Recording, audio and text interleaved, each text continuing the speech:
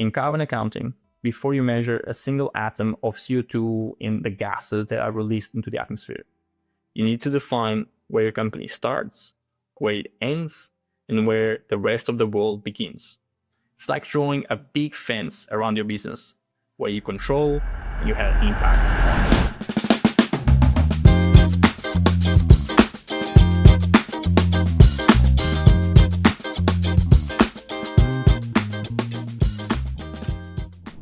Today, we are learning how to draw that line in the sand from a legal matter, but also from a maths perspective, because you need to understand how long is a piece of string when it comes to carbon accounting. Most people think you just look at your bills and start, but that's not a reality. If you're not defining your boundaries first, you might be making some silly mistakes. You might be double counting or leaving things out that should be included. It's a mess. So my suggestion is take the time to do it right, to understand what's in and what's out. The first line you draw is what's called organizational boundaries. The specific list of businesses or operations that are being included in your greenhouse gas inventory.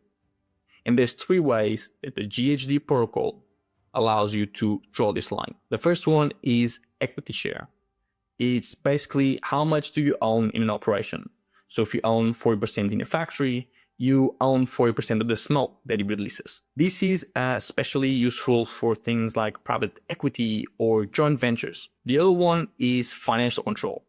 You own 100% of the emissions in operations and businesses that you can make financial decisions. This one is really hard because you have to really look at the governance structures and the legality of it to understand if you have control to make decisions of investments or not. And then there is one of the most common, which is operational control. If you can change policies and how the business operates, well, you own 100% of the emissions. The second line is the operational line. Now that you've defined how we're going to look at the business, then you need to define which buildings, which activities, which operations are going to be making part of this circle. For example, the difference of the gases that you burn yourself or someone else's is burning, things that you purchase on your behalf or someone else's behalf. This is the exercise of defining what is part of your operations. This is where we see some organizations selecting just scope 1 versus scope 2 and leaving out scope 3 because it's too high basket.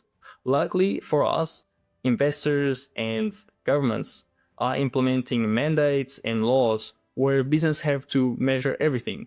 So there's really no way to escaping it. And it's way better if you learn how to do it instead of leaving it for later. Once the boundaries are set, well, this is now your chance to actually looking at that information and understanding how it equates to activity. One thing that I like to notice is that you might define your boundaries at the beginning and include a lot of things or not many things, but carbon accounting is a circular process. So next year you might have different learnings and have the capacity building to change and add additional things. What I like to emphasize is that transparency is the key thing. Start where we can today, get help, but also have an ambition level. Have things that you want to change and implement. And if you didn't do something 1 year because you couldn't, or halfway you actually found it too expensive, drum up some motivation from the team and then include it later. All of these things, especially the operational boundaries, allow you to create those scope 1, scope 2, and scope 3 buckets. And that's what we're going to define in the next class. So follow along.